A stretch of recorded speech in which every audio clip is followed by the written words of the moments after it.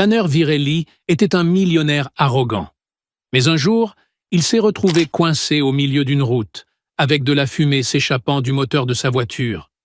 Une mécanicienne noire s'est arrêtée pour l'aider, et lorsqu'il a vu la bague scintiller à son doigt, le monde s'est figé. C'était la même bague qu'il avait offerte à une jeune fille, plus de 20 ans auparavant. Le soleil de midi tapait fort sur la route déserte traversant Silver Pine. Tanner tapotait nerveusement le volant de sa Maserati argentée en fixant la fumée qui s'échappait du capot, de plus en plus irrité. Il avait quitté en urgence une réunion avec des investisseurs et se retrouvait maintenant au beau milieu de nulle part, sans réseau mobile. « Ce n'est pas possible », marmonna-t-il en passant la main dans ses cheveux parfaitement coiffés. Il réajusta machinalement sa cravate hors de prix, comme si ce geste pouvait régler la situation. Tanner ouvrit la portière et descendit de la voiture. La chaleur l'enveloppa brutalement, comme un mur. En soulevant le capot, il contempla le moteur sans rien y comprendre. Pour un homme habitué à dominer les salles de réunion et conclure des contrats à 7 chiffres, ce sentiment d'impuissance était déconcertant. C'est alors qu'il entendit le bruit d'un moteur approchant. Un vieux pick-up rouge, usé par le temps, s'arrêta derrière lui. Une femme en descendit, marchant d'un pas assuré. « Problème de voiture ?» demanda-t-elle, comme si de rien n'était. Tanner la scruta rapidement. Peau noire brillante sous le soleil, combinaison de travail et bottes usées. Ses yeux dégageaient une assurance qui le frappa. « Devinez ?» répondit-il, mi-ironique, mi-désespéré. En général, les gens ne s'arrêtent pas ici pour admirer le paysage, surtout sous cette chaleur. Moi, c'est Amira. J'ai un garage à une quinzaine de kilomètres d'ici. Tanner Virelli, répondit-il automatiquement, lui tendant la main. Quand elle la serra, il sentit ses doigts calleux, des mains de travailleuse. « Qu'est-ce qui s'est passé exactement ?» demanda Amira, déjà penchée sur le moteur, avec une aisance qui le surprit. Le moteur s'est mis à chauffer, puis la fumée est sortie, expliqua-t-il, se sentant presque ridicule en décrivant la panne. « Le radiateur, à mon avis, dit-elle, en inspectant attentivement. Sans doute une fissure, vous n'irez pas bien loin comme ça. Tanner soupira, jetant un œil à sa montre luxueuse. Il faut combien de temps pour réparer? Avec les bonnes pièces, quelques heures. Je peux vous remorquer jusqu'au garage. Alors qu'elle parlait, un éclat attira l'attention de Tanner. Sur l'annulaire droit d'Amira, une petite bague en argent ornée d'une pierre bleue scintillait au soleil. Son cœur fit un bond, comme s'il venait de recevoir un choc électrique. Cette bague, ce n'était pas possible. Elle était identique à celle qu'il avait offerte à une fille de l'orphelinat, plus de 20 ans plus tôt. Une bague ayant appartenu à sa grand-mère, offerte avec une promesse d'enfant, celle de revenir la chercher. Amira remarqua son regard insistant et haussa un sourcil. « Un souci ?» Tanner déglutit, tentant de garder son calme. « Cette bague, où l'avez-vous eue ?»« C'est un cadeau. »« D'il y a longtemps ?» répondit-elle sèchement en reportant son attention sur le moteur. « Je vais chercher les câbles pour le remorquage, à moins que vous ne préfériez appeler votre assurance. »« Non, emmenez-moi, s'il vous plaît. » répondit-il vivement, ses yeux toujours rivés à la bague. « Dites, vous avez grandi dans le coin ?» Amira le fixa, méfiante. « Non, j'ai passé une partie de mon enfance à l'orphelinat Santa Clara, dans la capitale. Pourquoi ?» Le monde sembla vaciller autour de Tanner. Ses yeux, comment ne les avait-il pas reconnus immédiatement? C'était elle. La fille avec qui il avait partagé les moments les plus vrais de son enfance, avant que son père adoptif ne l'arrache à ce monde.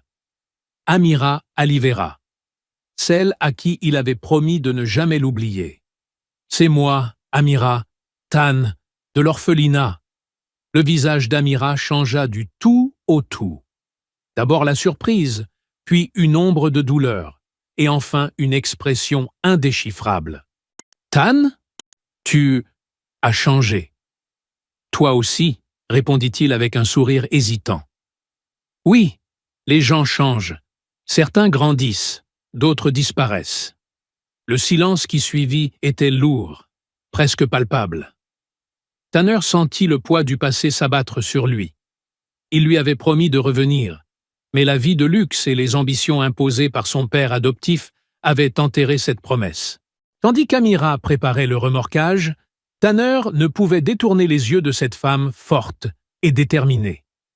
Le destin avait de nouveau croisé leur chemin, d'une façon si improbable que cela ressemblait à un roman.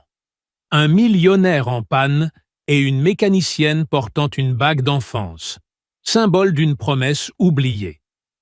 Le garage d'Amira était un grand hangar entouré de voitures à divers stades de réparation. À l'intérieur, les outils parfaitement rangés contrastaient avec l'aspect brut et rustique de l'endroit.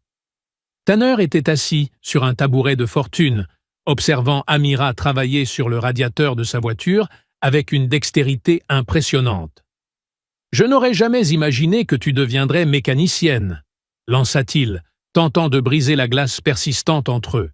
« Et moi, je n'aurais jamais cru que tu deviendrais, peu importe ce que tu es maintenant », répondit-elle, sans lever les yeux. « Laisse-moi deviner, un grand ponte de l'économie ?»« PDG de Virelli Enterprises », dit-il, tout en se rendant compte à quel point cela sonnait prétentieux. « Une société de développement immobilier. » Amira s'arrêta un instant. Le nom semblait la heurter, mais elle se remit aussitôt à l'ouvrage.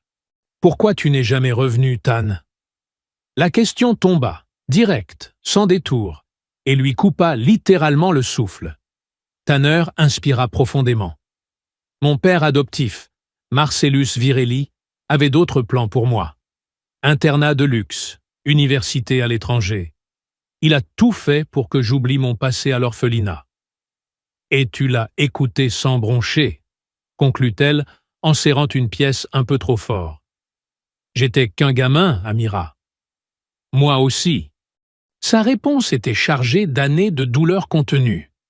Un silence lourd s'installa entre eux. Dehors, le soleil déclinait lentement, teintant le ciel de nuances orangées. « Et ta mère » demanda Tanner avec douceur. « Tu disais toujours qu'elle reviendrait te chercher. » Amira se raidit visiblement. « Elle n'est jamais revenue. Des années plus tard, j'ai appris qu'elle était morte dans un accident, peu après m'avoir laissé à l'orphelinat. » Quelque chose dans sa façon de le dire déclencha une alerte chez Tanner. Son instinct, affûté par les affaires, lui soufflait qu'il y avait autre chose derrière cette histoire. « Je suis désolé, » dit-il sincèrement. « Et après l'orphelinat ? J'ai été adopté à 12 ans par un couple du coin.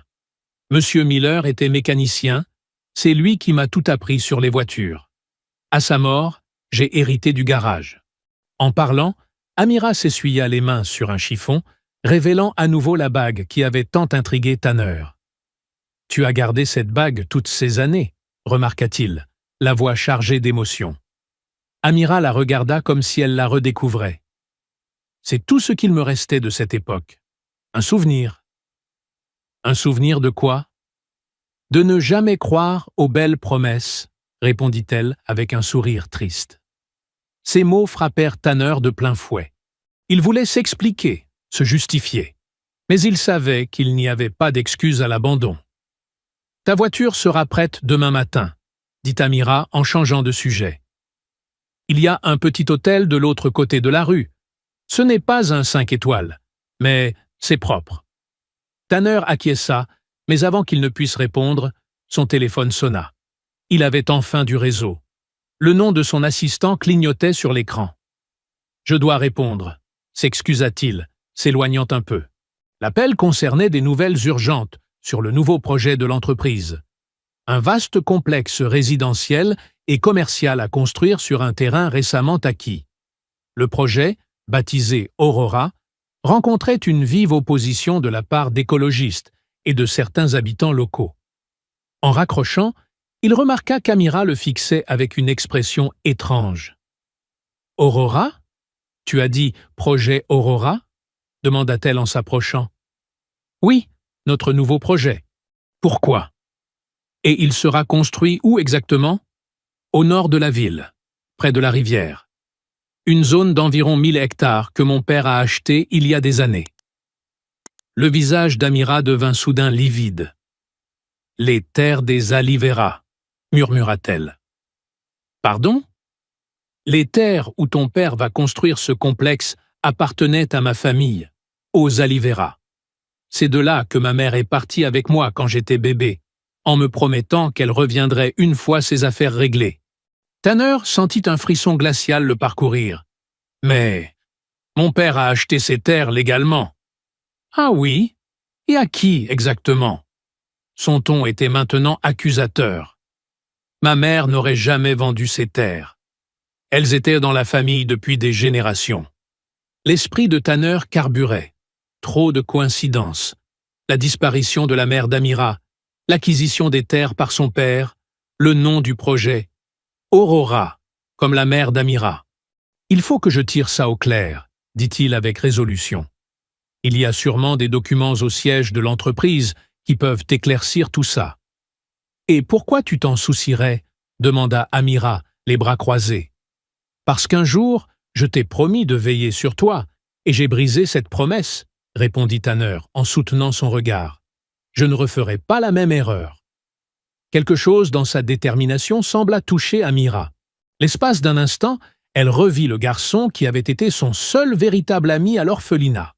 Le lendemain matin, Tanner repartit pour la capitale au volant de sa voiture réparée, avec en poche le numéro d'Amira et une nouvelle promesse, celle qu'il comptait tenir cette fois.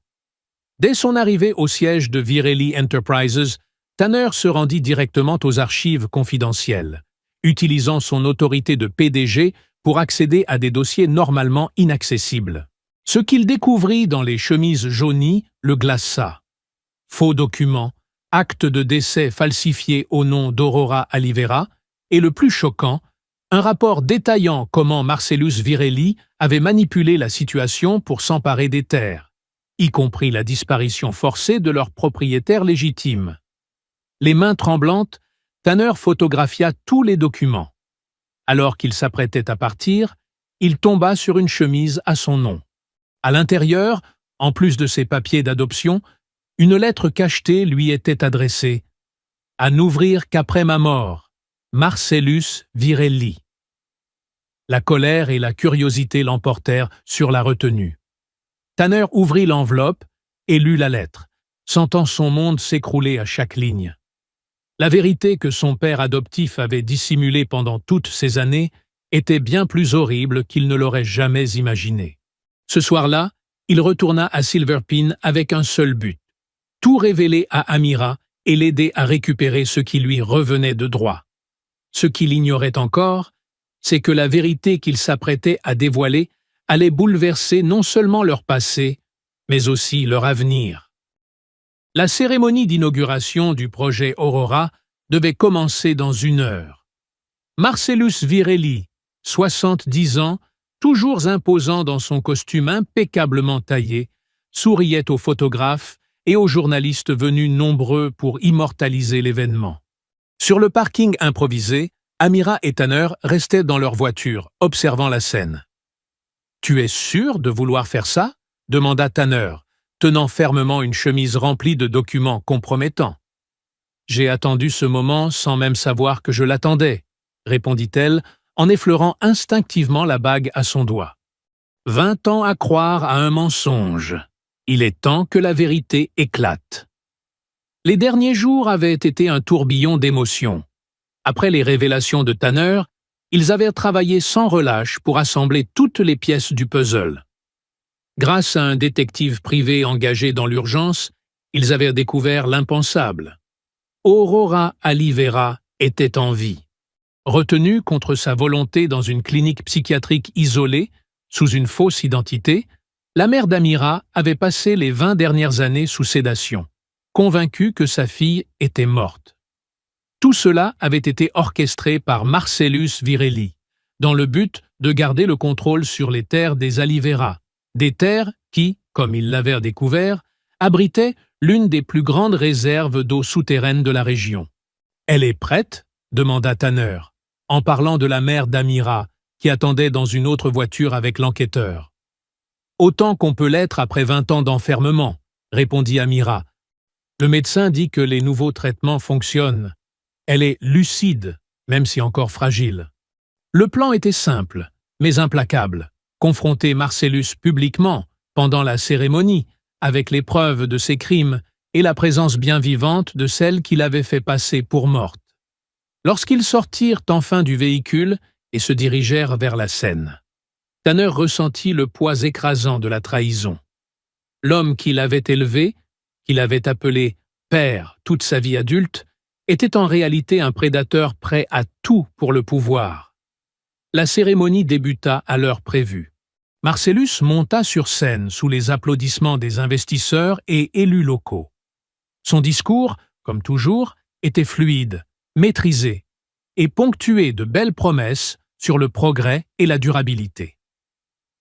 Ce projet, que j'ai nommé avec tendresse Aurora, symbolise l'avenir radieux que nous bâtissons ensemble, déclara-t-il au micro, tandis que défilaient sur écran les images du futur complexe. Ce fut à ce moment qu'Amira s'engagea dans l'allée centrale, d'un pas sûr et déterminé. Tanner la suivait de près, tenant la chemise de documents. À l'arrière de la salle, une femme d'âge mûr, visiblement affaiblie, mais au regard vif, était soutenue par l'enquêteur. « Quel nom approprié pour votre projet, monsieur Virelli ?» lança la voix claire d'Amira, faisant taire l'assemblée. « Aurora, c'était le nom de la femme à qui vous avez volé ses terres. »« Ma mère. » Des murmures parcoururent la foule. Marcellus pâlit légèrement, mais retrouva vite son sourire mielleux. « Jeune fille, vous devez faire erreur. Ces terres ont été acquises en toute légalité il y a bien longtemps. » « Avec des documents falsifiés, » rétorqua Amira en montant sur scène sans y être invitée, et en déclarant faussement la mort de la propriétaire légitime. Tanner prit la parole à son tour. « J'ai ici les copies des documents originaux, ainsi que les preuves de falsification, toutes signées par le cabinet d'avocats de Virelli Enterprises. » L'agitation gagna la salle. Les journalistes s'avancèrent. Les flashs crépitaient de toutes parts. « Tanner !» gronda Marcellus, la voix basse et menaçante. « Que crois-tu être en train de faire ?»« Ce que j'aurais dû faire depuis longtemps, père, rétablir la vérité. » C'est alors qu'Aurora Alivera apparut devant la scène, soutenue par l'enquêteur. Malgré les années d'isolement, son visage portait encore les marques d'une beauté et d'une dignité intactes. « Marcellus Virelli, » dit-elle d'une voix faible mais assurée. « Tu m'as volé ma vie, ma fille et mes terres, mais tu n'as pas pu effacer la vérité pour toujours. » Le visage de Marcellus se transforma, défiguré par la rage. « C'est ridicule! Un coup monté pour salir ma réputation !» Il se tourna vers Tanner, crachant presque ces mots. « Tu me trahis ainsi, après tout ce que j'ai fait pour toi? Ce que tu as fait, c'est faire de moi un complice involontaire de tes crimes. » répondit Tanner, implacable. « La police est en route, avec des mandats pour fouiller tous tes bureaux et tes résidences. » À cet instant, Amira descendit de la scène et rejoignit sa mère. 20 années de séparation forcée s'effondrèrent d'un coup quand leurs regards se croisèrent. Aucune parole ne pouvait exprimer ce qu'elle ressentait. « Ma fille !» murmura Aurora en caressant le visage d'Amira de ses mains tremblantes. « Tu as mes yeux. » Tandis que mère et fille se retrouvaient enfin, Marcellus fut discrètement menotté par les agents de police arrivés sur place. L'empire bâti sur des mensonges s'écroulait sous les yeux incrédules de l'Assemblée. Mais un dernier secret restait à dévoiler. Un secret capable de bouleverser à jamais l'identité de Tanner et sa relation avec Amira. Les bureaux de Virelli Enterprises, autrefois symbole de puissance et d'opulence, n'étaient plus qu'une coquille vide, malgré les meubles luxueux et la vue panoramique. Assis dans le fauteuil qu'avait occupé Marcellus pendant des années, Tanner fixait la lettre ouverte sur le bureau, relisant les mots qui avaient bouleversé toute son existence. 3 coups légers frappés à la porte précédèrent l'entrée d'Amira. Vêtue d'un jean et d'une chemise simple, Elle semblait plus sereine que le jour de l'affrontement, 2 semaines plus tôt. « Comment va ta mère » demanda Tanner en levant les yeux du papier. « Elle va mieux chaque jour. Les médecins disent que la récupération sera lente, mais elle est solide. » Amira s'approcha du bureau. « Et toi, comment tu tiens ?» Tanner désigna la lettre. « J'essaie encore de digérer tout ça. Une vie entière à croire qu'on est une personne, pour découvrir qu'on en est une autre, totalement différente. » La confession de Marcellus était glaçante dans sa froideur. Tanner n'était pas un enfant adopté. Il était le fils biologique d'Aurora Alivera, le demi-frère d'Amira, kidnappé bébé après que Marcellus eut orchestré la disparition d'Aurora. Le magnate et sa femme, anéantis par la perte de leur propre nourrisson, avaient vu en l'enfant d'Aurora une opportunité de remplacer ce vide. « C'est étrange !» dit Amira en s'asseyant en face de lui. « J'ai passé des années à rêver de retrouver mon ami d'enfance, et j'apprends que tu es mon frère. »« Demi-frère » corrigea Tanner machinalement, encore sous le choc. « Même mère, père différent. »« Ça reste mon sang. » Amira posa sa main sur la table, un geste silencieux de réconfort. « Tu comptes lui dire ?»« Aujourd'hui. J'espérais qu'on irait ensemble. » Aurora résidait désormais dans une clinique de rééducation haut de gamme, entourée de jardins paisibles, un contraste absolu avec l'établissement lugubre où elle avait été internée toutes ces années. Quand Tanner et Amira arrivèrent, ils la trouvèrent assise sur un banc, à l'ombre d'un arbre, le regard doux porté vers les oiseaux. « Maman » appela doucement Amira. Aurora se retourna, son visage s'illuminant à la vue de sa fille. Ses yeux, encore en phase d'adaptation après des années de sédation, se posèrent sur Tanner avec attention. « Voici Tanner » dit Amira. « Le jeune homme qui nous a permis de découvrir la vérité » compléta Aurora avec un sourire sincère. En fait, Tanner s'agenouilla devant elle, le cœur battant à tout rompre. « Il y a quelque chose que nous devons vous dire. » Durant les minutes qui suivirent, ils lui racontèrent toute l'histoire. Ils virent son visage changer plusieurs fois. Stupéfaction, douleur, incrédulité, puis une compréhension qui dépassait les mots. « Je le savais » souffla-t-elle enfin. « Dès que je t'ai vu sur cette scène, mon cœur a reconnu ton âme. » « Mais comment auriez-vous pu savoir ? Une mère sait, tout simplement, » répondit-elle, en le serrant dans ses bras, un geste qui guérit des blessures dont il ignorait même l'existence. Pendant ce temps, l'empire Virelli s'effondrait sous le poids des révélations. Marcellus attendait son procès, avec suffisamment de preuves pour passer le reste de sa vie derrière les barreaux. L'entreprise faisait face à une avalanche de poursuites, et le nom Virelli, autrefois symbole de succès, n'évoquait plus que mensonges et cruauté. 2 semaines plus tard, Tanner, qui réfléchissait à reprendre le nom Alivera, convoqua une conférence de presse sur le site même où devait être construit le projet Aurora. « Ce terrain ne verra jamais de béton ou de centres commerciaux », déclara-t-il devant les caméras. « À partir d'aujourd'hui, ces terres deviendront la réserve écologique Aurora Alivera, protégée par la loi et ouverte à la communauté. » À ses côtés, Amira annonça « Avec les fonds détournés que nous avons pu récupérer, nous créons la Fondation Nouveau Départ, dédiée aux enfants orphelins et aux familles brisées par l'injustice sociale. » Le reportage fut diffusé dans tout le pays. Depuis sa clinique, Aurora regardait l'écran, les larmes aux yeux, fière de ses enfants. Séparés par le destin, réunis par la vérité, ils transformaient une tragédie en espoir. Dans les mois qui suivirent, Tanner renonça définitivement au nom Virelli. Le processus fut douloureux. Abandonner une identité forgée pendant des décennies ne se fait pas du jour au lendemain. Mais chaque jour passé à travailler avec Amira dans la fondation, à aider des enfants qui lui rappelaient, lui-même, l'ancra un peu plus dans sa nouvelle vérité. Cette histoire nous rappelle que le destin peut être étonnant. Combien de personnes, comme Amira, avancent malgré tout ce qu'elles ont perdu? Et combien, comme Tanner, découvrent qu'il n'est jamais trop tard pour réparer le passé. Et vous? Avez-vous déjà retrouvé quelqu'un de votre passé qui a bouleversé votre vie? Partagez votre histoire en commentaire et envoyez cette vidéo à une personne qui a besoin de croire que la vérité finit toujours par triompher. À très bientôt pour une nouvelle histoire inspirante.